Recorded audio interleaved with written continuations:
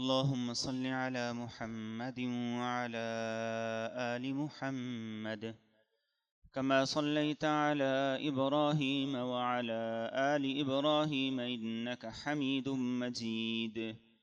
اللهم بارك على محمد وعلى آل محمد كما باركت على إبراهيم وعلى آل إبراهيم إنك حميد مجيد. رجب کے مہینے میں نبی رحمت صلی اللہ علیہ وآلہ وسلم کے سفر معراج کا تذکرہ کیا جاتا ہے اور اسے سنا کہا جاتا ہے۔ معراج کا سفر ایک روایت ہے رجب میں ہوا، ایک روایت ہے کہ یہ ربیع الاول میں ہوا، ایک روایت ہے ربیع الثانی میں ہوا، ایک روایت ہے کہ یہ رمضان میں ہوا، اور سن کے بارے میں بھی ایک قول یہ ہے اعلان نبوت کے بعد 5ویں سال ہوا، اور ایک قول یہ ہے کہ ہجرت سے 1 سال اعلان نبوت کے بعد 12ویں سال رسول کریم صلی اللہ علیہ وآلہ وسلم سفر معراج پہ تشریف لے گئے۔ یہ سفر آپ کی شان، آپ کی رفعت، آپ کی عظمت اور آپ کے مقام کی بلندیوں کو بتاتا اور بیان کرتا ہے، اور یہ میرے اور آپ کے نبی صلی اللہ علیہ وآلہ وسلم کی حیات طیبہ کے لیے بھی اور رہتی دنیا تک کے لیے یہ ایک ایسی مثال ہے کہ جس مثال کی کوئی مثال نہ ہو سکتی ہے، نہ لائی جا سکتی ہے۔ قرآن کریم نے اس کا سورہ اسراء میں، جسے ہم سورہ بنی اسرائیل کے نام سے جانتے ہیں، اس میں ذکر کیا، اور اسی واقعے کا قرآن کریم نے سورہ نجم کے اندر 27ویں سپارے میں بھی ذکر کیا۔ سورہ اسراء میں بنی اسرائیل میں قرآن کریم نے جب اس واقعے کا ذکر کیا تو اس کا انداز بڑا خوبصورت تھا۔ سبحان الذی اسریٰ بعبدہ لیلا من المسجد الحرام الی المسجد الاقصی الذی بارکنا حولہ لنریہ من آیاتنا انہ هو السمیع البصیر۔ سبحان کے لفظ سے آغاز کیا گیا کہ یہ سفر اپنے اندر قدرت کے وہ عجائبات رکھتا ہے، وہ بڑی بڑی نشانیاں رکھتا ہے کہ انسانی عقل حیران رہ جاتی ہے۔ لیکن جہاں انسانی عقل حیران رہ جائے تو جب سبحان کا لفظ آ جائے تو انسان کی عقل کو پھر حیران نہیں ہونا چاہیے، اس لیے کہ اس کو لے جانے والا کون ہے؟ فرمایا سبحان الذی اسریٰ بعبدہ، یہ اللہ ہے کہ اس کی قدرت کا یہ عجوبہ ہے کہ جس کو سنو تو پھر کہو سبحان الذی اسریٰ بعبدہ، کہ بالکل اللہ ہر نقص سے پاک ہے، ہر عیب سے پاک ہے، ہر کوتاہی سے پاک ہے، اور وہ کرے تو کر سکتا ہے، اس لیے کہ انما امرہ اذا اراد شیئا ان یقول لہ کن فیکون۔ اس کے لیے تو ایک کن ہے اور اس کا ارادہ ہے تو وہ ہو جاتا ہے، اس کے لیے اسباب جوڑنے کی ضرورت نہیں پڑتی، اس کے لیے پلاننگ کرنے کی ضرورت نہیں پڑتی ہے، اس کے لیے مزدوروں کو اور لیبر کو اکٹھا کرنے کی ضرورت نہیں ہے۔ کن فیکون، وہ کن کہتا ہے تو فرمایا کہ سب کچھ ہو جاتا ہے۔ اور قرآن کریم نے سفر معراج کے ذکر کا جو انداز کیا ہے وہ بھی ایک بڑا معجزے سے بڑا انداز ہے۔ سورہ بنی اسرائیل میں قرآن کریم نے چیلنج کیا پوری دنیا کو، قُلْ لَئِنِ اجْتَمَعَتِ الْإِنسُ وَالْجِنُّ عَلَىٰ أَن يَأْتُوا بِمِثْلِ هَٰذَا الْقُرْآنِ لَا يَأْتُونَ بِمِثْلِهِ وَلَوْ كَانَ بَعْضُهُمْ لِبَعْضٍ ظَهِيرًا۔ فرمایا کہ سارے انس و جن مل جاؤ اور سارے کے سارے اس قرآن جیسی کتاب بنانا چاہو تو نہیں بنا سکتے۔ سب مل جاؤ، اپنے مددگار اکٹھے کرو، سپورٹر اکٹھے کرو اور سہولت کار اکٹھے کرو، اور اس قرآن جیسی کتاب کو بنانا چاہو تو فرمایا نہیں بنا سکتے۔ اب اس کا اعجاز کیا ہے؟ اب یہ پہلی آیت دیکھیے کہ سفر معراج کو جب محدثین اپنی کتابوں میں لکھتے ہیں، سیر نگار اپنی کتابوں میں لکھتے ہیں، سیرت نگار اپنی کتابوں میں لکھتے ہیں، تو کئی کئی جلدوں پر اس سفر معراج کو لکھا گیا ہے، لیکن قرآن کی یہ ایک آیت سفر معراج کو کس گہرائی کے ساتھ بتاتی ہے۔ سبحان الذی اسریٰ بعبدہ، فرمایا کہ لے کے کون گیا ہے وہ بھی بتا دیا، کسے لے کے گیا ہے وہ بھی بتا دیا، لیلاً کب لے کے گیا ہے وہ بھی بتا دیا، سفر کا آغاز کہاں سے ہوا، من المسجد الحرام، وہ بھی بتا دیا، سفر کا پہلا پڑاؤ پہلا سٹاپ کیا تھا، الی المسجد الاقصی، وہ بھی بتا دیا، سفر کا مقصد کیا تھا، لنریہ من آیاتنا، یہ بھی بتا دیا، اور انہ هو السمیع البصیر کے ساتھ کائنات کی وسعتوں کا علم، اس کا احاطہ اس رب کریم کو ہے، اس کو بھی قرآن کریم نے بتا دیا۔ تو ان تمام سوالات کے جواب قرآن کریم نے اس ایک آیت کریمہ کے اندر دے دیے۔ یہ قرآن کا منہ بولتا معجزہ ہے کہ جس نے اس اختصار کے ساتھ اتنی باتوں کو بتا دیا۔ ہمیں اگر یہ ساری باتیں ایک جملے میں بتانی پڑ جائیں تو ہمارے لیے مشکل ہو جائے، ایک بتائیں گے ایک چھوٹ جائے گی، ایک کہیں گے دوسری چھوٹ جائے گی۔ اور پھر خود نبی کریم صلی اللہ علیہ وآلہ وسلم نے اس سفر معراج کو احادیث کے اندر ذکر کیا۔ حضرت صعصع رضی اللہ تعالیٰ عنہ ہمارے نبی سے اس واقعے کو ذکر کرتے ہیں۔ 28 صحابہ کرام ایسے ہیں جو ہمارے نبی سے اس واقعے کو روایت کرتے ہیں، اس واقعے کو ذکر کرتے ہیں۔ متواتر احادیث اس واقعے کو بتاتی ہیں، بیان کرتی ہیں، اور یہ واقعہ ایمان کی کسوٹی اور علامت ہے۔ ایمان کی کسوٹی اور علامت یہ واقعہ ہے کہ جو اس واقعے کو تسلیم کرتا ہے، اس کی تصدیق اور تائید کرتا ہے، وہ کامل مومن ہے۔ جو اس کے بارے میں شک و شبہ کا اظہار کرتا ہے وہ کامل مومن نہیں ہو سکتا، اور جو اس کا انکار کرتا ہے صریحاً وہ دائرہ اسلام سے نکل جاتا ہے۔ اب قرآن اس واقعے کو ذکر کرتا ہے، میرے اور آپ کے نبی صلی اللہ علیہ وسلم اس کی تفاصیل کو ذکر کرتے ہیں۔ سفر معراج کے 4 حصے ہیں۔ پہلا حصہ آپ سفر کا آغاز فرماتے ہیں اور مسجد اقصیٰ تک تشریف لے جاتے ہیں۔ دوسرا حصہ مسجد اقصیٰ سے آپ کے سفر کا آغاز ہوتا ہے، سدرۃ المنتہا پہ ختم ہوتا ہے۔ تیسرے حصے کا آغاز سدرۃ المنتہا سے ہوتا ہے اور اس جگہ تک ہوتا ہے جہاں آپ لوح کے اوپر قلم کے چلنے کی آواز سنتے ہیں، جسے احادیث میں صریف الاقلام کہا گیا ہے۔ اور پھر یہاں سے چوتھے حصے کا آغاز ہوتا ہے کہ آپ یہاں سے آگے سفر شروع کرتے ہیں، اور وہ سفر اپنی وسعتوں، اپنی انتہاؤں کے اعتبار سے کہاں تک ہے، اس کے حد و حساب کو میرے اور آپ کے نبی اور اللہ کے علاوہ کوئی اور نہیں جانتا ہے۔ یہ 4 اس سفر معراج کے حصے ہیں۔ آپ سفر معراج کو یوں بیان کرتے ہیں کہ میں ام ہانی کے گھر میں اپنے بستر پہ آرام کر رہا تھا، چھت پھٹی، جبریل اترے اور آ کر آپ کو بیدار کیا اور مسجد حرام میں لے گئے۔ مسجد حرام میں جا کر آپ کا سینہ چاک کیا گیا۔ یہ شق صدر کا واقعہ ہوا، بچپن میں بھی ہوا تھا، اب بھی ہوا۔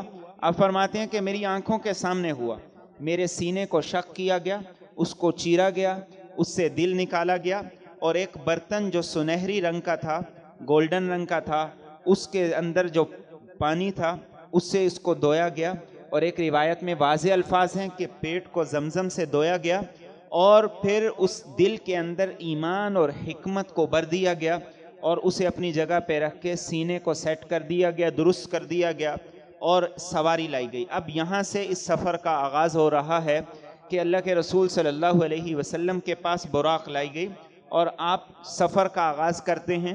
تھوڑا سا سفر ہوتا ہے، جبریل کہتے ہیں کہ اتریے اور اس جگہ پہ نماز پڑھیں۔ آپ نماز پڑھتے ہیں، نماز پڑھنے کے بعد پوچھتے ہیں جبریل یہ کون سی جگہ ہے؟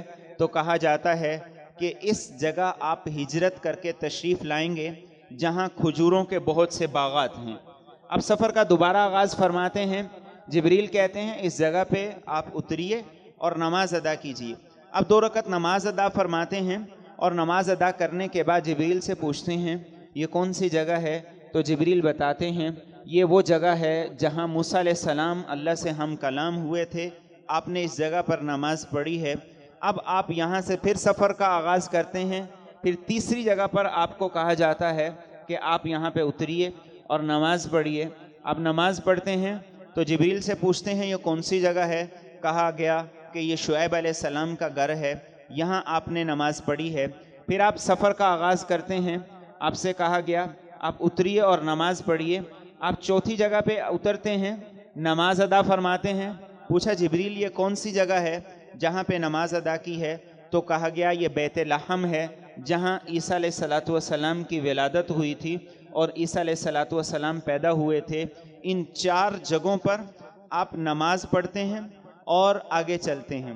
اس میں ایک بڑا خوبصورت پیغام ہے کہ انبیاء جس جگہ پہ پیدا ہوں، انبیاء جس جگہ پر اللہ سے ہم کلام ہوں، انبیاء جس جگہ پر اللہ کے ساتھ گفتگو کریں، وہ جگہ مبارک ہوتی ہے۔ اس جگہ پہ نماز پڑھنا نماز پڑھنے والے کی سعادت ہوتی ہے، اور یہی ہمارا عقیدہ ہے، یہی ہمارا تصور ہے۔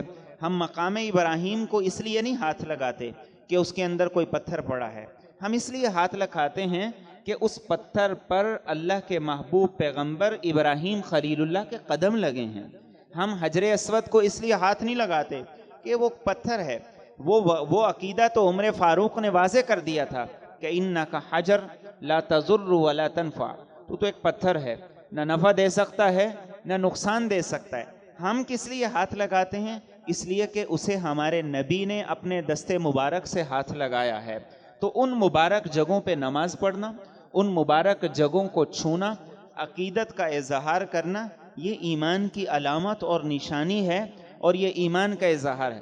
اس کے بعد آپ پہلا پڑاؤ کرتے ہیں جسے قرآن کہتا ہے من المسجد الحرام الی المسجد الاقصی، مسجد اقصی پہنچتے ہیں۔ آپ فرماتے ہیں جہاں انبیاء کرام اپنی سواریاں باندھتے تھے اس جگہ پہ میں نے اپنی سواری کو باندھا۔ یہ ایک ڈسپلن بھی ہے جو ہمیں سکھایا گیا ہے کہ آپ اتنے بڑے اعزاز کے ساتھ اتنے بڑے عظیم الشان سفر پہ تشریف لے جا رہے ہیں، لیکن آپ کیا فرما رہے ہیں کہ جہاں انبیاء سواریاں باندھا کرتے تھے وہاں پہ میری سواری کو باندھا گیا، اور اس کے بعد آپ تشریف لائے مسجد اقصی میں، اور یہاں تشریف لا کے سب سے پہلے آپ نے 2 رکعت نماز تحیۃ المسجد پڑھی۔ ہماری سنت میں یہ شامل نہیں ہے، ہمارے معمول میں یہ شامل نہیں ہے۔ ہمارے نبی کی سنت مبارکہ کیا تھی؟ آپ کی سنت مبارکہ تھی آپ جب مسجد تشریف لایا کرتے تھے تو 2 رکعت نماز تحیۃ المسجد پڑھا کرتے تھے۔ اگر سنتیں ہیں تو سنتیں پڑھ لیں تو تحیۃ المسجد پڑھنے کی ضرورت نہیں، لیکن اگر سنتیں نہیں پڑھی ہیں تو تحیۃ المسجد یہ آپ کی سنت ہے۔ ایک دفعہ مسجد میں تشریف فرما تھے، ابو ذر غفاری آئے، آ کے بیٹھ کے آپ نے کہا ابو ذر اٹھو اور 2 رکعت نماز تحیۃ المسجد پڑھو۔ یہ تحیۃ المسجد کیا ہے؟ یہ گویا کہ مسجد آنے کا سلام ہے کہ ہم مسجد آئے ہیں، اور مسجد آنے پر یہ 2 رکعت نماز یہ میرے اور آپ کے نبی صلی اللہ علیہ وسلم پڑھا کرتے تھے۔ تو آپ مسجد اقصی میں تشریف لائے، سب سے پہلے آپ نے تحیۃ المسجد 2 رکعت نماز ادا فرمائی۔ ہمارے نبی کی ساری زندگی کا معمول تھا آپ نوافل سنتیں گھر پہ ادا فرمایا کرتے تھے، لیکن جب سفر کرنا ہوتا تو آپ مسجد میں تشریف لاتے، 2 رکعت نماز ادا فرماتے، پھر سفر کیا کرتے تھے۔ حالانکہ ساری زندگی آپ کیا عمل تھا؟ ساری زندگی کا عمل تو یہ تھا کہ آپ گھر پہ نوافل ادا کرتے تھے، لیکن جب سفر پہ جانا ہوتا تو مسجد تشریف لاتے۔ اب مسجد اور آپ کے حجرہ مبارک کی دیوار یہ مشترکہ دیوار تھی، مسجد دور بھی نہیں تھی، اور مسجد میں آنا اور مسجد میں آ کے ادا کرنا یہ کوئی مشکل بھی نہیں تھا۔ یہ سفر کی یہ سنت کیوں تھی؟ یہ سفر معراج سے لی گئی کہ سفر معراج میں جب آپ نے سفر کا آغاز کیا تو نماز کے ذریعے سے کیا، اور جگہ جگہ پہ نماز پڑھی۔ یہ ہمارے لیے بھی ہے کہ جب ہم سفر میں جائیں تو جہاں پر موقع ملے ہمیں تو ہم نماز ضرور ادا کریں۔ سفر کے اندر نماز زیادہ اہتمام کے ساتھ ادا کریں کہ جس جگہ پہ رسول کریم صلی اللہ علیہ وسلم فرماتے ہیں ایک مومن کی جبین اور پیشانی لگ گئی، کل قیامت کے دن وہ اس کے حق میں گواہ بن کے اس کی ایمان کی اور اس کی نیکی کی گواہی دے گی۔ تو آپ نے مسجد اقصی پہنچ کر 2 رکعت نماز تحیۃ المسجد ادا کی، جبریل امین نے اذان کہی۔ اب تمام انبیاء اور رسول موجود ہیں، آدم علیہ السلام سے لے کر آپ تک، اور تمام انبیاء کی موجودگی میں اب جبریل کی اذان کے بعد ہر نبی اپنے شرف اور اعزاز کو جانتا بھی ہے اور اس تصور کو ذہن میں بیٹھائے ہوئے ہے۔ آدم علیہ السلام اول الرسل ہیں، اول الانبیاء ہیں، اور ان کا اعزاز ہے کہ اللہ تعالیٰ نے ان کو سب سے پہلا پیغمبر بنایا۔ اب ان کے ذہن میں ان کا اعزاز ہے۔ ہر پیغمبر اپنے اعزاز کو سوچ رہا ہے کہ آج مصلی امامت پہ مجھے کھڑا کیا جائے گا۔ جبریل آگے بڑھتے ہیں، میرے اور آپ کے نبی کا ہاتھ تھامتے ہیں اور آپ کو مصلی امامت پہ کھڑا کر دیتے ہیں۔ اور یہ وہ خوبصورت موقع ہے جب آپ کو امام الانبیاء بنا دیا گیا، آپ کو امام المرسلین بنا دیا گیا۔ تمام انبیاء آپ کی صف اقتداء کے اندر کھڑے ہو گئے، انہوں نے آپ کی اقتداء کے اندر نماز پڑھی، اور اس کے بعد رسول کریم صلی اللہ علیہ وآلہ وسلم اس امامت کے ذریعے سے وہ وعدہ جو عالم ارواح میں اللہ تعالیٰ نے انبیاء سے لیا تھا، جس کا سورہ آل عمران کے اندر ذکر ہے، وَإِذْ أَخَذَ اللَّهُ مِيثَاقَ النَّبِيِّينَ لَمَا آتَيْتُكُم مِّن كِتَابٍ وَحِكْمَةٍ ثُمَّ جَاءَكُمْ رَسُولٌ مُصَدِّقٌ لِّمَا مَعَكُمْ لَتُؤْمِنُنَّ بِهِ وَلَتَنصُرُنَّ، کہ تمہارے پاس تمہاری زندگی میں اگر میرے آخر الزمان پیغمبر، میرے آخری پیغمبر تشریف لے آئیں تو تم پیغمبروں نے کیا کرنا ہے؟ لَتُؤْمِنُنَّ بِهِ، ان پر ایمان بھی لانا ہے، وَلَتَنصُرُنَّهُ، اور ان کی مدد بھی کرنی ہے۔ قَالَ أَأَقْرَرْتُمْ وَأَخَذْتُمْ عَلَىٰ ذَلِكُمْ إِصْرِي، تو سفر معراج کے موقع پر نبی کریم صلی اللہ علیہ وسلم کی امامت کے ذریعے سے اس شرف اور اس اظہار کا عملی ثبوت دیا گیا، اور وہ اقرار اور وعدہ جو انبیاء نے میرے اور آپ کے نبی کے حوالے سے کیا تھا اس کا عملی ثبوت دے دیا آپ کی اقتداء میں نماز ادا کر کے۔ جب نماز مکمل ہوئی تو نماز مکمل ہونے کے بعد آپ کے پاس 2 مشروب پیش کیے گئے، اور آپ نے ایک مشروب لیا، اسے نوش فرما لیا۔ جب اسے نوش فرمایا تو جبریل امین نے کہا کہ آپ نے دودھ نوش فرمایا ہے اور آپ نے فطرت کے مطابق کام کیا ہے۔ اگر آپ دوسرا مشروب لیتے، اور وہ کیا تھی؟ وہ شراب تھی، فرمایا آپ کی ساری امت منشیات اور ڈرگز کے پیچھے لگ جاتی۔ آپ نے دودھ کا انتخاب کیا اور آپ نے فطرت کا انتخاب کیا۔ اب سوچئے کہ اتنا عظیم الشان سفر ہے، اللہ جنت کا پانی بھی پلا سکتے تھے، جنت کی نہر کے مشروب بھی پلا سکتے تھے، جنت کی 4 نہروں سے 4 مشروب بھی پلا سکتے تھے، لیکن اس سفر معراج کے موقع پر جس مشروب سے میرے اور آپ کے نبی کی ضیافت کی گئی وہ دودھ تھا۔ یہ دراصل امت کو بتانا تھا کہ اللہ نے اس دنیا میں وہ نعمت عطا کی ہے جس نعمت کا کوئی بدل نہیں ہے۔ اس لیے میرے اور آپ کے نبی نے ارشاد فرمایا کہ یہ وہ نعمت ہے جو کھانے کا بھی کام دیتی ہے، اور وہ نعمت ہے جو مشروب کا بھی کام دیتی ہے۔ آپ کے محبوب مشروبات میں دودھ شامل تھا۔ آج ہم دیکھیں ہمارے بچوں کو دودھ میں اسمیل آتی ہے، ہمارے بچوں کو دودھ پینے کی عادت ہی نہیں۔ ہیلتھ والے ہر ہفتے پیغام بھیجتے ہیں کہ آپ باقاعدہ طور پر اس چیز کی مہم چلائیں کہ مائیں اپنے بچوں کو قرآن کے حکم کے مطابق، جیسے قرآن کا حکم ہے والوالدات یرضعن اولادہن حولین کاملین لمن اراد ان یتم الرضاعہ، کہ 2 سال تک مائیں اپنے بچوں کو فیڈ کرائیں۔ وہ ہر ہفتے کہتے ہیں یہ میسیج، ہم کہتے ہیں یہ کیسے ایک ہی میسیج ہر ہفتے ہم ریپیٹ کرتے ہیں؟ اتنی اہمیت ہے اس کی کہ تھیلیسیمیا کا جو مرض ہے اس کی ایک بنیادی وجہ ماں کا فیڈ نہ کرانا ہے، اور بریسٹ کینسر کی جو ایک بڑی وجہ خواتین کے اندر ہیں اس کی بنیادی وجہ ماں کا فیڈ نہ کرانا ہے۔ قرآن کہتا ہے والوالدات یرضعن اولادہن حولین کاملین لمن اراد ان یتم الرضاعہ۔ آج ہم آرٹیفیشل ٹائپ کی جو خوراک ہے، ماؤں کو بھی بہانہ مل گیا فیڈ نہ کرانے کا، اور ماؤں نے کہا چلو ڈبے کا دودھ ہے، نیند بھی خراب نہیں ہوتی ہے، اور بہت سے خرافات ہیں، اور اس کے ساتھ جو نقصان ہے اپنے بچے کا، اپنی اولاد کا، جو اس کی حق تلفی ہے، اس حق تلفی کے ساتھ جو اس کے ساتھ خرابیاں ہیں ان کو بیان نہیں کیا جا سکتا۔ تو یہ میرے اور آپ کے لیے ایک بڑا خوبصورت پیغام تھا اس سفر معراج کے ذریعے سے کہ اپنی زندگی میں اس نعمت کو شامل کرو، اپنی زندگی میں اس نعمت کو شامل کرو۔ تو اب آپ سفر کا آغاز کرتے ہیں، اور پھر دوبارہ اب یہ دوسرا حصہ شروع ہوتا ہے ایک بوڑھی خاتون راستے کے کنارے پہ کھڑی ہے، وہ آپ کو آواز دیتی ہے، جبریل کہتے ہیں اس کی طرف آپ نے مڑ کے نہیں دیکھنا۔ اب آگے چل دیتے ہیں، پھر ایک بوڑھا آدمی جو انتہائی ضعیف ہے راستے میں کھڑا ہے، وہ آواز دیتا ہے، جبریل کہتے ہیں آپ آگے چلیے، آپ نے اس کی طرف متوجہ نہیں ہونا۔ آپ آگے چلتے ہیں اور آگے چلنے کے بعد پھر آپ کے کان میں آواز پڑتی ہے، السلام علیکہ یا اول، السلام علیکہ یا آخر، السلام علیکہ یا حاشر۔ جب آپ گزر جاتے ہیں تو جبریل کہتے ہیں وہ بوڑھی خاتون جس نے آپ کو آواز دی تھی وہ دنیا تھی، اور آپ اللہ کے حکم سے اس کی طرف متوجہ نہیں ہوئے۔ اگر آپ اس کی طرف متوجہ ہو جاتے تو آپ کی ساری امت دنیا کو اپنا مقصد بناتی، آخرت کو چھوڑ دیتی، لیکن آپ متوجہ نہیں ہوئے، تو اس کا کرم امت پہ کیا ہوا کہ قیامت تک اس امت میں ایک بڑی جماعت ایسی رہے گی جو دنیا کی بجائے آخرت کو اپنا مقصد بنائے گی، جو دنیا کی بجائے آخرت کو اپنی زندگی کا محور اور مرکز بنائے گی۔ پھر کہا وہ بوڑھا آدمی جو کھڑا تھا، جو آپ کو اپنی طرف متوجہ کر رہا تھا، وہ بوڑھا آدمی شیطان تھا۔ اگر آپ اس کی طرف متوجہ ہوتے تو آپ کی ساری امت گمراہی کے راستے پر چل پڑتی، لیکن آپ کے متوجہ نہ ہونے سے امت پہ اللہ کا کرم یہ ہوا کہ آپ کی امت میں ایک طبقہ ہمیشہ ایسا رہے گا جو اللہ کی مانے گا، جو اللہ کی اطاعت اور فرما برداری کرے گا، شیطان کی اتباع اور پیروی نہیں کرے گا۔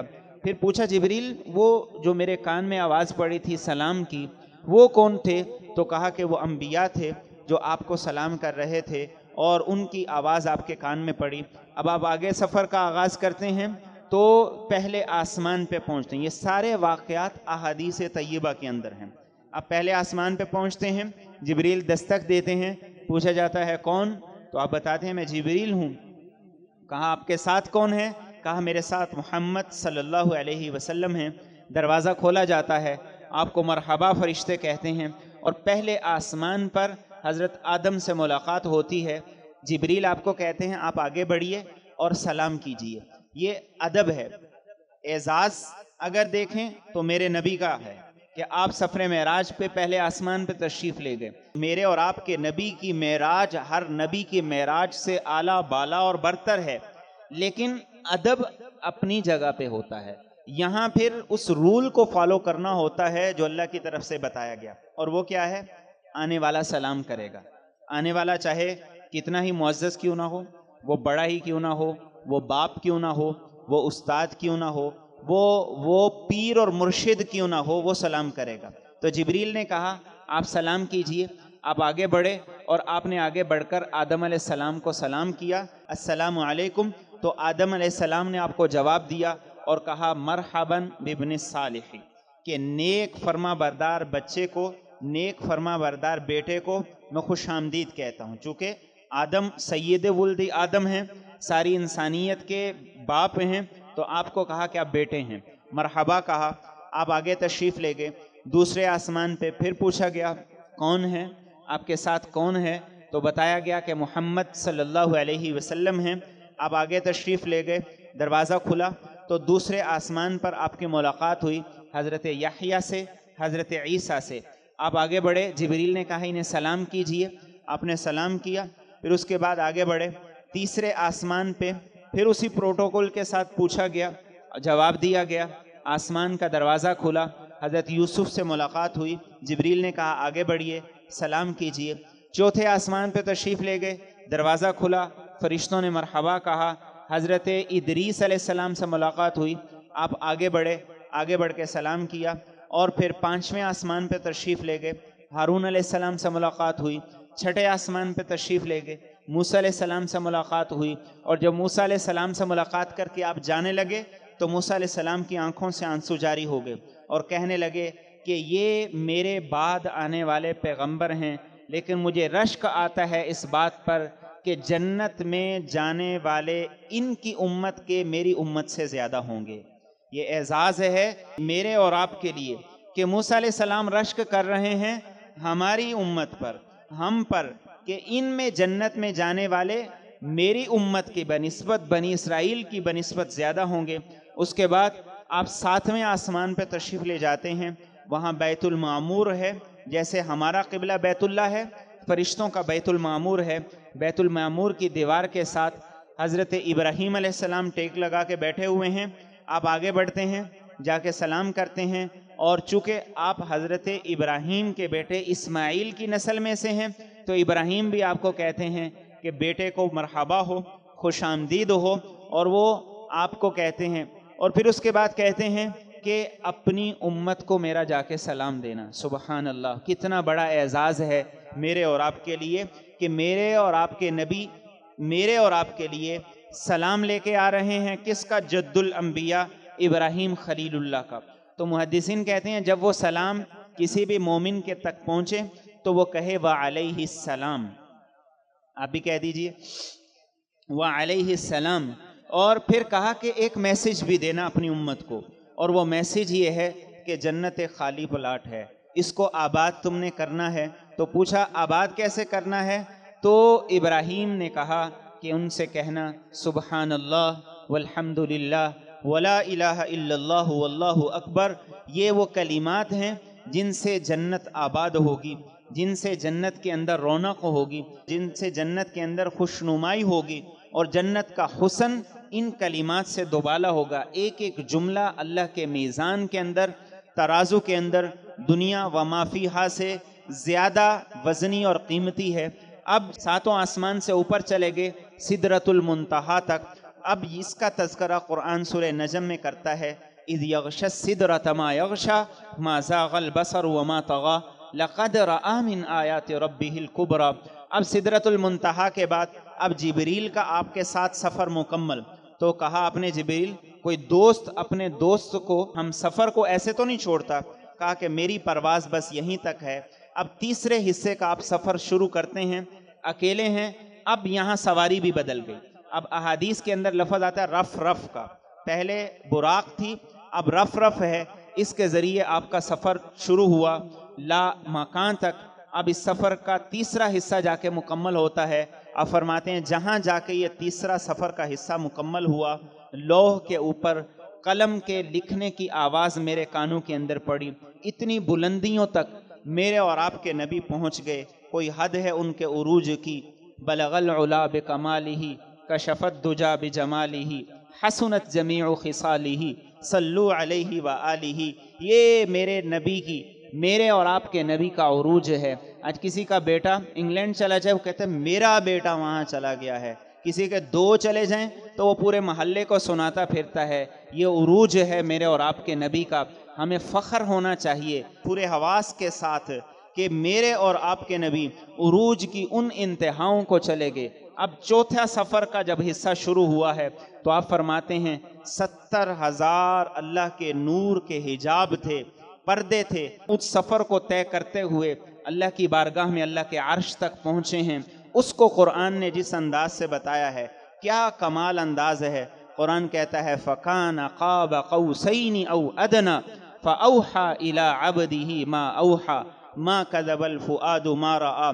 فرمایا آپ اللہ سے اتنے قریب ہو گئے، اتنے قریب ہو گئے، اس سے زیادہ قربت کے لیے عربی زبان میں کوئی اور محاورہ نہیں تھا. فَكَانَ قَابَ قَوْسَيْنِ أَوْ أَدْنَى. اب یہ ملاقات کوئی چند لمحے کی ملاقات نہیں تھی، یہ ایک طویل اور لمبی ملاقات تھی جس کو قرآن کا یہ جملہ بتاتا ہے فَأَوْحَى إِلَىٰ عَبْدِهِ مَا أَوْحَى. اب اللہ اور اپنے بندے کے درمیان میں، اللہ اور اپنے بندے کے درمیان میں کیا بات ہوئی؟ اللہ فرماتے ہیں جو اللہ نے کہنا تھا وہ کہا، جو اس کے نبی نے سننا تھا وہ سنا، جو اللہ نے میسج دینا تھا وہ دیا، جو اس کے نبی نے لینا تھا وہ لے لیا. فَأَوْحَى إِلَىٰ عَبْدِهِ مَا أَوْحَى. اگلا جملہ اس سے بھی خوبصورت ہے مَا كَذَبَ الْفُؤَادُ مَا رَأَىٰ.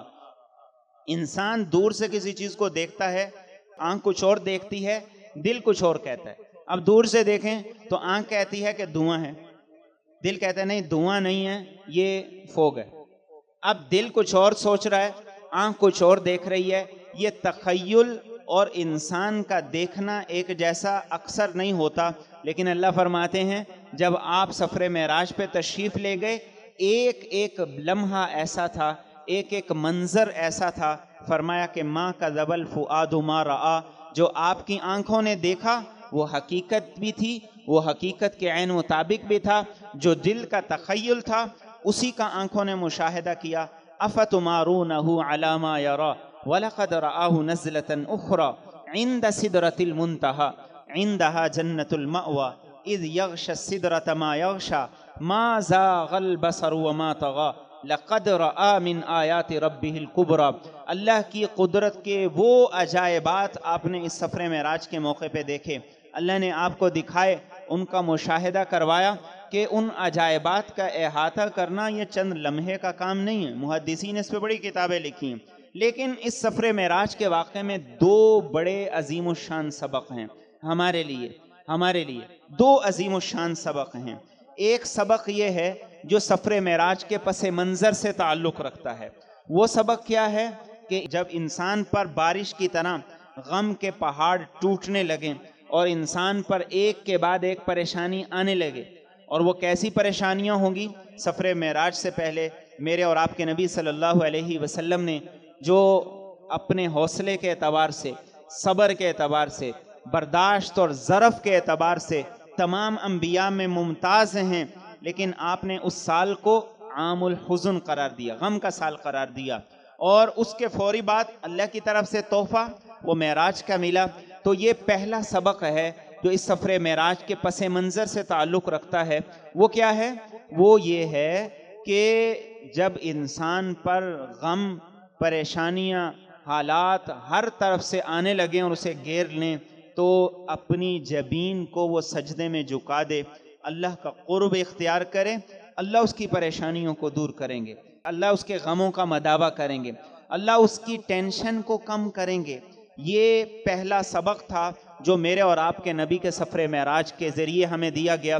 اور دوسرا عظیم الشان سبق جو آج کی زندگی میں ہم سب کے لیے اور بالخصوص نوجوانوں کے لیے، کسی نے کسی ایکٹر کو اپنا آئیڈیل بنایا ہوا ہے، کسی نے کسی سائنسدان کو بنایا، کسی نے کسی کو بنا لیا، اور یہی چیزیں آج ہماری سوشل میڈیا کا حصہ ہے۔ فلاں کا لائف سٹائل ایسا ہے، فلاں کا پیسہ اتنا ہے، فلاں کی دولت ایسی ہے، اور فلاں کا گھر ایسا ہے، اور لوگ ان چیزوں کو باقاعدہ دکھا رہے ہیں۔ تو ہمارے لیے دوسرا عظیم الشان اور بڑا سبق کیا ہے کہ اپنے نبی کو اپنا آئیڈیل بناؤ، ان کا عروج دیکھو، اس عروج کی حد دیکھو، ان کا کمال دیکھو، اس کمال کی حد دیکھو، اور ان کی رفعتیں دیکھو کہ جن رفعتوں پہ بلندیاں اور رفعتیں بھی ناز کریں، اور ان کی شان اور مقام دیکھو۔ اس نبی کو اپنا آئیڈیل بناؤ، دنیا کی کامیابیاں بھی تمہارے قدم چومیں گی، آخرت کی کامیابیاں بھی تمہارے قدم چومیں گی۔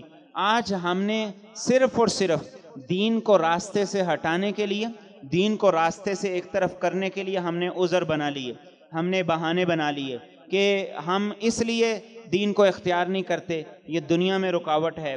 وہ دین ہی نہیں ہے جو دنیا میں رکاوٹ بنے، وہ دین نہیں ہے جو دنیا میں رکاوٹ بنے۔ دین ہی ہمیں سکھاتا ہے دنیا میں ترقی کیسے حاصل کرنی ہے، دنیا میں آگے کیسے بڑھنا ہے۔ ہمارے پاکستان کے ڈاکٹرز میں سے باریش ڈاکٹر ہیں، داڑھی والے ڈاکٹر ہیں، دنیا کے نامور سائنسدانوں کے اندر شامل ہوئے۔ داڑھی ہے، سر پہ عمامہ ہے، اور عالم بھی ہیں، دنیا کے نامور سائنسدانوں میں شامل ہو گئے، اور ہم بہانے بنا رہے ہیں کہ ہم اس لیے یہ کام نہیں کرتے، ہم اس لیے یہ کام نہیں کرتے۔ اصل چور ہمارے دل کے اندر ہے۔ تو اس سفر معراج کا دوسرا عظیم الشان سبق کیا ہے کہ ہم اپنے نبی کو اپنا آئیڈیل بنائیں، اپنے نبی کو اپنا اسوہ مانیں، اپنے نبی کو اپنے لیے پیر کامل مانیں، مرشد اعلیٰ مانیں۔ ہماری زندگی کا ہر قدم، ہماری زندگی کا ہر سوچ اور فکر ہمارے نبی کے ارد گرد گھومے، جیسے خود آپ کا ہمارے ساتھ رشتہ ہے، النبی اولیٰ بالمؤمنین من انفسہم، تو ہمارا بھی اپنے نبی کے ساتھ روح اور جسم دونوں کا رشتہ ایسا ہونا چاہیے کہ اس رشتے کی کوئی مثال نہ ہو۔ اللہ ہمیں عمل کرنے کی توفیق عطا فرمائے۔